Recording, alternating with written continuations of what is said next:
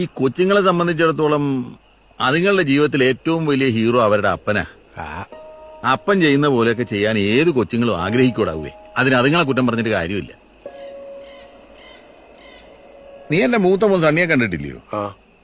അവന്റെ മൂത്തൊരു മോളുണ്ടായിരുന്നു എനിക്ക്, സെലീന.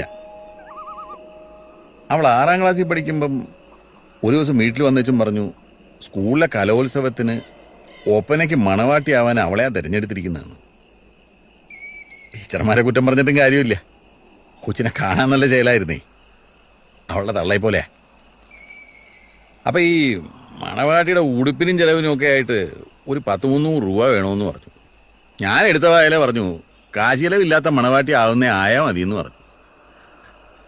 കൊച്ചു വാശി പിടിച്ച് കുറെ കരഞ്ഞു. അവളെ തള്ളയാവുന്നത് പറഞ്ഞു. കൊച്ചു ഒരുപാട് ആഗ്രഹിച്ചതല്ലേ, നിങ്ങൾക്കൊരു 300 രൂപ കൊടുത്തൂടെന്ന്. ഞാൻ അന്നേ അർക്കീസാ. ഞാൻ കേട്ടില്ല. അവസാനം കലോത്സവത്തിന്റെ അന്ന് അവള് കെറിവിച്ച് സ്കൂളിൽ പോയില്ല.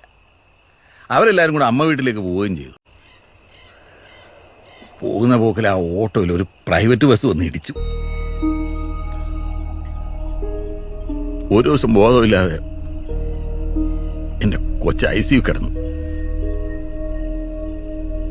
ഞാൻ ചങ്കും തല്ലി ഓടിച്ചെന്നു. എപ്പോഴോ ഓർമ്മ വന്നപ്പോ എന്റെ കൊച്ചെന്റെ കയ്യെ പിടിച്ച ചോദിക്കുക, പാപ്പാ 1 രൂപ തന്നിരുതേ, എനിക്കിത് വല്ലതും വരുമായിരുന്നു.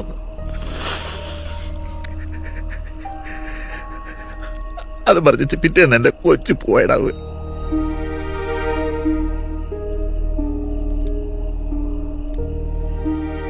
അന്നുപോലെ ഞാൻ ഈ മുസ്ലിം കല്യാണങ്ങൾക്കൊന്നും വിളിച്ചാൽ പോവുകയല്ല. കൂട്ടുകാരും നാട്ടുകാരും ഒക്കെ വിളിച്ചാലും ഞാൻ എന്നായാലും പറഞ്ഞങ്ങ് ഒഴിവാവും. എനിക്ക് മണവാട്ടികളെ കണ്ടെടുക്കാൻ വലിയ പ്രയാസമാണ്. എന്റെ കൊച്ചു ഒരുപാട് ആഗ്രഹിച്ചതല്ല.